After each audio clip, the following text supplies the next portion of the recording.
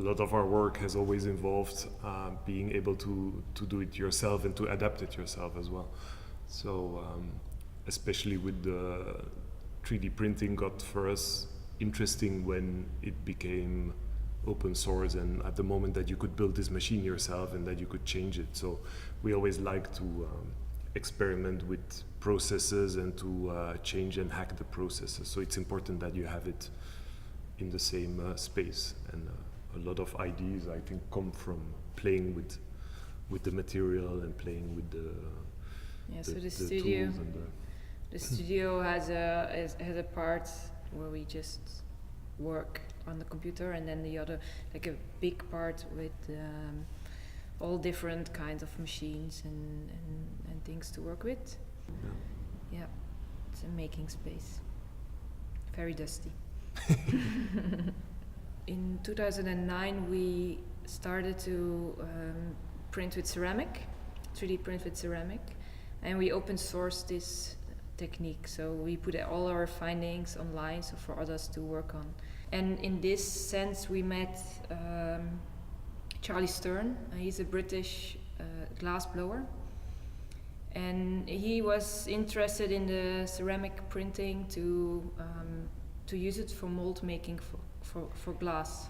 Ceramics like terracotta have been used by the Romans already to make molds for glass blowing, so they would engrave and carve in clay. Charlie was interested in the heritage of glass blowing, and a lot of it is disappearing, especially in Europe. And he's interested in how digital technology can play a role in this transfer of knowledge. And then from the research that we did together, we developed the project also towards a set of objects where the ceramic and the glass is combined together. So what we do, we design the ceramic, and we ask a glass blower to blow inside to make it a piece, a whole piece. But he has to react to the ceramic and to the pattern, and he has to give his own interpretation of the ceramic piece. So you have to let go of your idea of what you want to have and give somebody else more the lead. Mm-hmm. I think it represents in a way quite well our practice in the sense that we are very rarely with our sketchbooks making final designs and then trying to find a way to execute them. We're more often kind of setting a framework or coming up with a system in which a lot of different actors and processes come together, and the result is also for us always very unexpected. Yeah. And we came to this realization, I think last year or something, that a lot of our work has to do with control, and with in one way regaining control. So in the sense of we want to have machines in our studio. We want not to outsource production, not to make a design and send it to a manufacturer. We want to be the manufacturer, the designer, the financer. We want to be all those things together, because then you have a very different way of working. But we also want to lose control. We want to the process taking control. So the clay has its own mind and its own will and its own characteristic. But we also work often with so many different people that also you don't have really control over what's happening.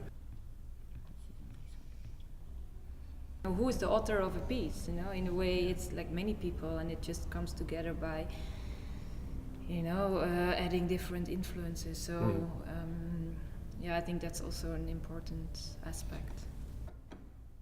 I like this one. It's a cutie. I like the shape. It's, I don't know. I like that one too. I find it interesting if things are not always beautiful. And beautiful is it's very time-based, or I don't know. Beauty is something different for everyone. Mm-hmm. And that's also what I try to say with getting, letting go of your idea of beauty in these pieces. So. And often, we make something and then we're like, ooh, this is strange. Or just plain ugly. Yeah, what have we done? And also in this, I'm really happy that the KNAP bought a larger selection of the pieces, because then they really, if you look at one single one, it's big, yeah, then you have this question, you like it or you don't. But if you see all of them together, they start to, it's like a family. And then we often say that these objects are props. Their role is to tell a story in a play. So all together they are meant to tell a story, not about flowers. This project was not about a vase, but I really like it if people use it as a vase. I've never seen any flowers in it.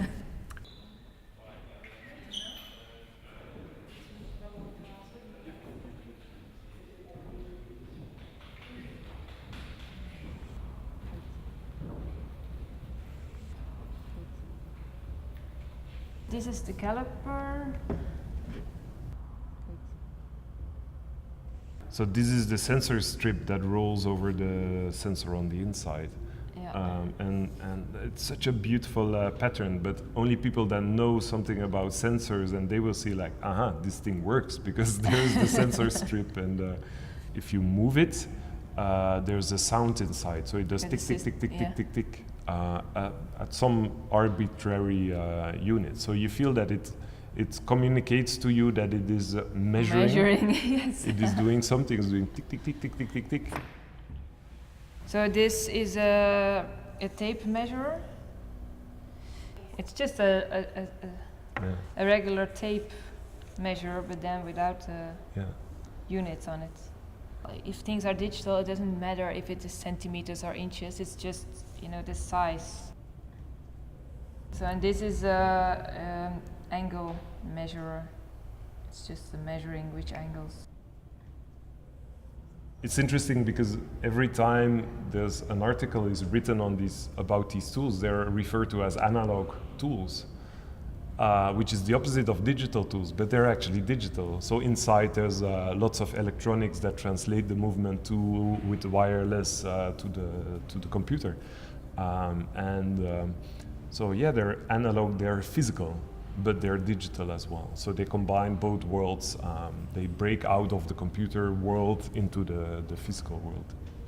Yeah, I think we have that tendency much more to have them, to make these objects more, very refined or almost antiques. Mm-hmm. I don't know. It's something that pops up quite often in our work, because I think maybe the wood, it just refers more to tools than if you have a plastic thing. So I think that's why. I think Back to the Future is a good...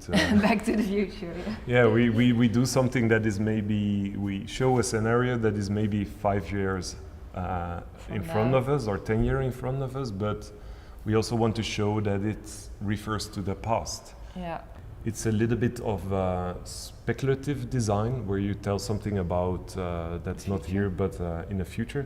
But we always want to make them as far as we can and as good as we can.